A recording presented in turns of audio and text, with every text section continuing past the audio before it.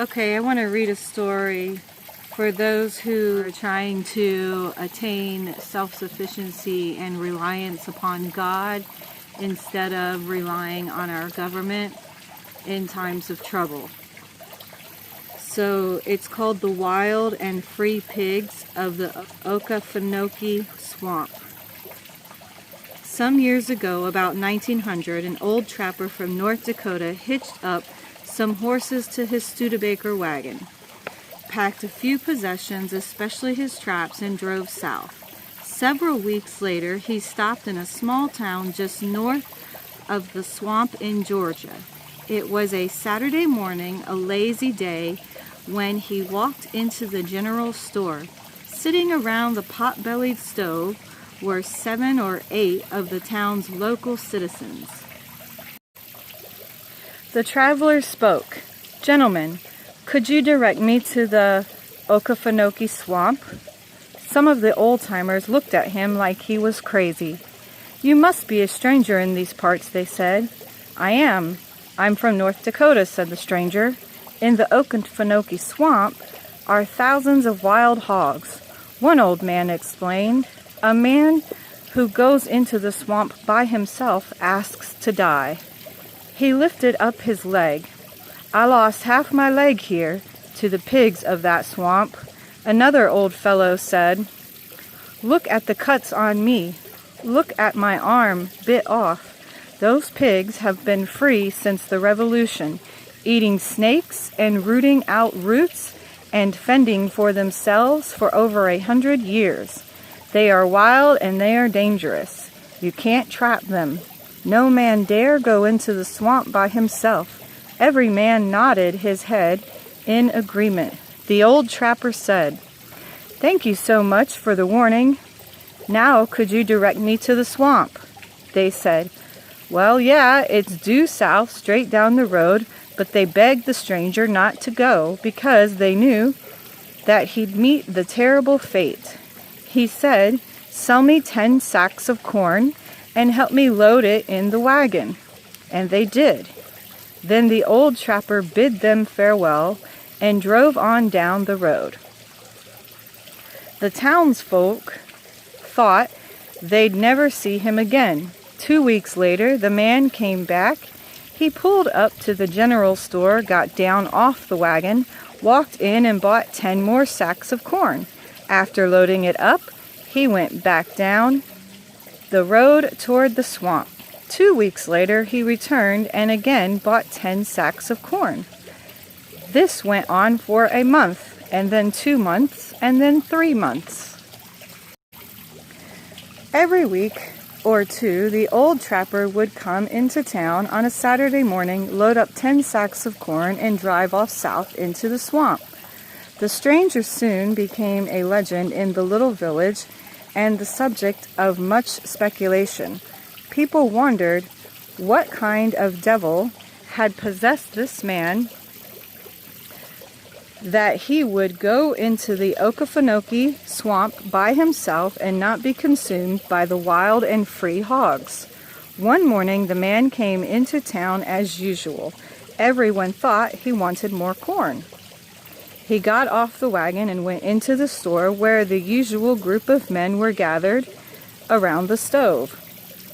He took off his gloves. "Gentlemen," he said, "I need to hire about 10 or 15 wagons. I need 20 or 30 men. I have 6,000 hogs out in the swamp, penned up, and they're all hungry. I've got to get them to market right away." "You've what? In the swamp?" asked the storekeeper. "I have 6,000 hogs penned up.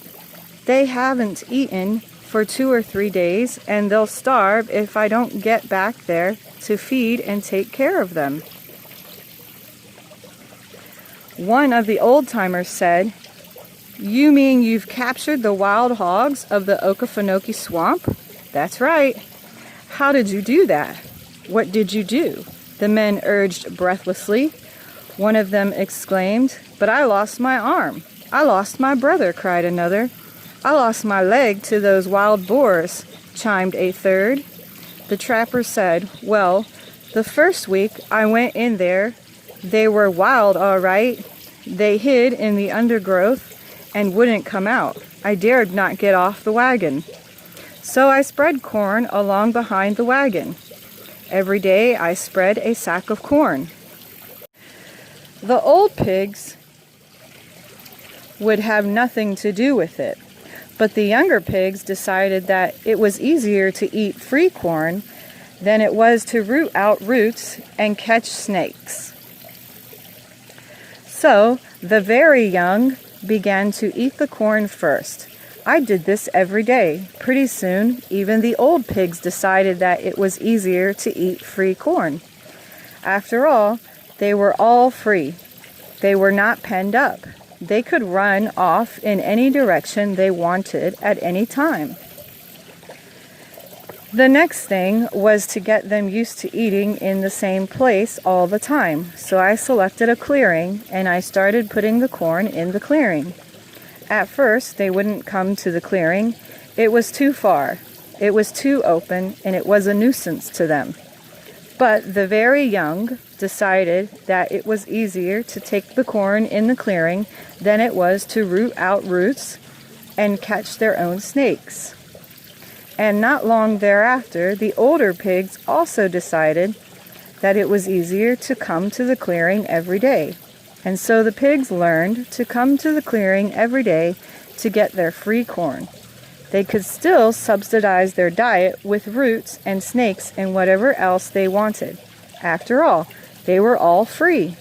They could run in any direction at any time. There were no bounds upon them.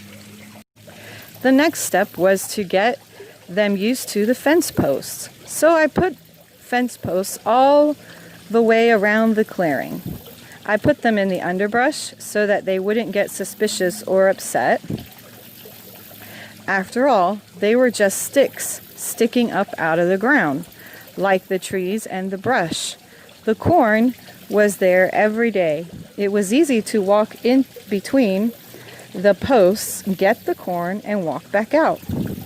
This went on for a week or two. Shortly, they became very used to walking into the clearing, getting the free corn, and walking back out through the fence posts. The next step was to put one rail down at the bottom. I also left a few openings so that the older, fatter pigs could walk through the openings and the younger pigs could easily jump over just one rail. After all, it was no real threat to their freedom or independence. They could always jump over the rail and flee in any direction at any time. Now, I decided that I wouldn't feed them every day. I began to feed them every other day. On the days I didn't feed them, the pigs still gathered in the clearing. They squealed and they grunted, and they begged and pleaded with me to feed them. But I only fed them every other day, and I put a second rail around the posts. Now the pigs became more and more desperate for food, because now they were no longer used to going out and digging their own roots and finding their own food. They now needed me. They needed my corn every other day. So I trained them that I would feed them every day if they came in through a gate. And I put up a third rail around the fence. But it was still no great threat to their freedom because there were several great gates and they could run in and out at will. Finally, I put up the fourth rail.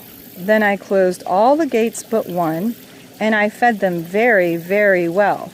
Yesterday, I closed the last gate, and today, I need you to help me take these pigs to market. The end. This story was originally written to emphasize the absurdity of the modern financial system and the idea of so-called free money. However, it perfectly illustrates how the modern industrial society has created slaves of a once free people.